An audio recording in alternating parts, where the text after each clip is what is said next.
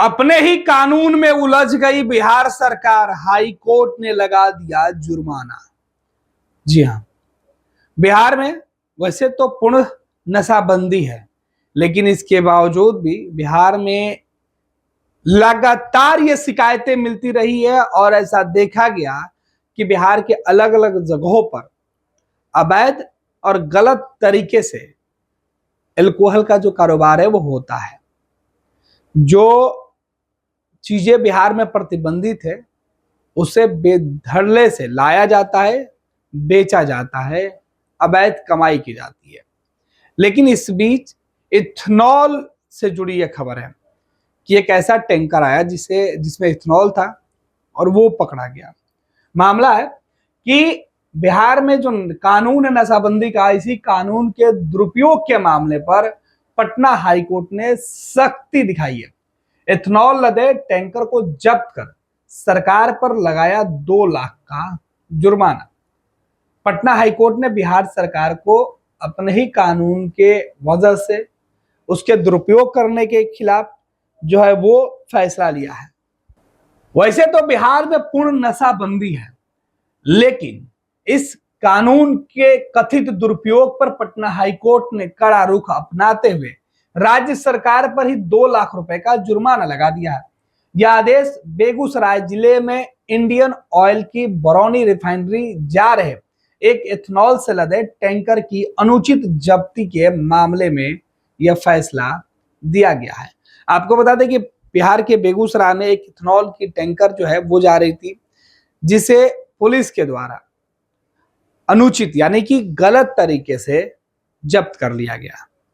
क्योंकि बिहार में पूर्ण नशाबंदी है, किसी प्रकार के मादक पदार्थ आप नहीं लेके जा सकते हैं, लेकिन इथेनॉल जो बिहार सरकार खुद कई जगहों पर इसका प्रमोट कर रही है और उससे लदे हुए जो टैंकर थे उसे जब्त कर लिया गया। और इसी मामले में हाईकोर्ट में मामला पहुंचा और मामले में हाईकोर्ट ने सरकार के ऊपर 2 लाख रुपए का जुर्माना लगाया है। आपको बता दें कि हाईकोर्ट के जो बेंच है उसने सुनवाई करते हुए मधु ट्रांसपोर्ट के द्वारा दायर याचिका पर यह निर्णय लिया, जिसमें कि कहा गया कि याचिकाकर्ता का कहना था कि उनकी टैंकर गाड़ी में 40,000 लीटर इथेनॉल लदा हुआ था और इसमें सभी आवश्यक वैध दस्तावेज मौजूद थे। इसके बावजूद पुलिस ने टैंकर को शराबबंदी कानून के तहत संदेह के आधार पर जब्त कर लिया और एफआईआर दर्ज कर दी थी। हाईकोर्ट ने कहा कि टैंकर की जब्ती के समय उसमें पूरा इथेनॉल मौजूद था और डिजिटल लॉ की जो सुरक्षा थी वो भी सुनिश्चित थी। इससे यह स्पष्ट होता है कि इथेनॉल का कोई दुरुपयोग नहीं हुआ। कोर्ट ने इसे राज्य के अधिकारियों के द्वारा अधिकारों का अंधाधुंध प्रयोग करार दिया। अदालत ने राज्य सरकार को निर्देश दिया कि वह इस मामले की विभागीय जांच कराए और दोषी अधिकारियों के खिलाफ कड़ी कार्रवाई सुनिश्चित करें। इसके साथ ही न्यायालय ने आदेश दिया कि 1 लाख रुपए की राशि याचिकाकर्ता को मुआवजे के रूप में दी जाए और 1 लाख अधिवक्ता कल्याण कोष में जमा करा दिया जाए। यह मामला बिहार में जो शराबबंदी कानून के कड़ाई से लागू होने के नाम पर हो रहे कथित दुरुपयोग की ओर इशारा करता है, जिसमें निर्दोष नागरिकों, व्यवसायियों और अनावश्यक रूप से जो लोग हैं, आम लोग हैं, उन्हें निशाना बनाया जा रहा है। कोर्ट के इस निर्णय को कानून के दुरुपयोग के खिलाफ एक सख्त संदेश के रूप में देखा जा रहा है। आपको बता दें कि बिहार सरकार ने साल 2016 में पूर्ण शराबबंदी यानी कि नशाबंदी लागू की थी। तब से अब तक हजारों मामले दर्ज किए जा चुके हैं।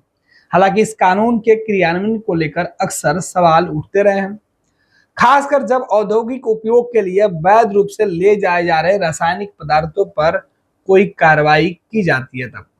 ऐसे तो बिहार में पूर्ण नशाबंदी को लेकर कई तरीके की जो है बातें की जाती है, सत्ता और विपक्ष की दलीलें अलग अलग हो जाती है, लेकिन सरकार के इस पेच और अधिकारियों की मनमानी, अधिकारियों की लापरवाही की वजह से आम लोग, निर्दोष लोग बेवजह इस कानून के सीधे तौर पर शिकार हो जाते हैं। ऐसे में मामला जब उच्च न्यायालय पहुंचा तो यहाँ सुनवाई के दौरान जो पीठ थी, उन्होंने जो बेंच ने जो फैसला दिया, इसमें सीधे तौर पर ये कहा जा रहा है कि सरकार के जो अधिकारी हैं, जो गलत तरीके से आम लोगों को परेशान करने की नीयत से इस तरीके के जो धारा है वो लगा देते हैं, इस तरीके के कानून का दुरुपयोग करते हैं, उन पर ये जो जुर्माने की राशि लगाई गई है, ये उनके लिए एक सबक है। साथ ही साथ सरकार को भी इससे सबक लेना होगा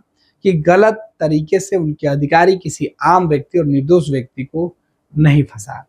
फिलहाल कोर्ट के निर्देश के बाद सरकार को अब राशि जमा करानी होगी, साथ ही साथ अपने अधिकारियों के ऊपर कड़ी से कड़ी कार्रवाई करने का भरोसा भी दिलाना होगा।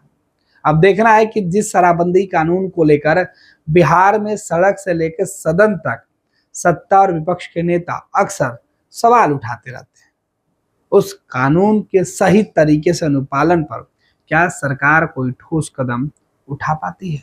पैनोरमा ग्रुप, जो सोचता है वो करता है।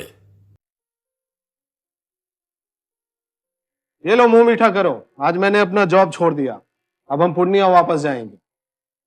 जॉब छोड़ दिया है? मतलब ये घर कैसे चलेगा? हम करेंगे क्या? और माँ बाबूजी क्या बोलेंगे? इसलिए मैं एक और मिठाई का डब्बा लाया। अपने बिजनेस के लिए लोन अप्रूव हो गया। अरे लोन अप्रूव हो गया वो तो ठीक है, लेकिन पूर्णिया में हम रहेंगे कहाँ? अपना घर भी तो नहीं है वहां। इसलिए तो एक और मिठाई का डब्बा अलग से लाया हूं। हमने पूर्णिया में घर ले लिया है, पूर्णिया के ई होम्स पैनोरमा में। पूर्णिया में पैनोरमा ग्रुप लेकर आए हैं ई होम्स पैनोरमा। बड़ा घर, आलीशान जिंदगी और अत्याधुनिक सुविधाओं के संग। अरे अब क्यों मुंह मीठा करवा रही हो? क्योंकि हम घर वापसी जो कर रहे हैं। घर वापसी की खुशी पूर्णिया में ई होम्स पैनोरमा के संग। E homes panorama, luxurious lifestyle redefined.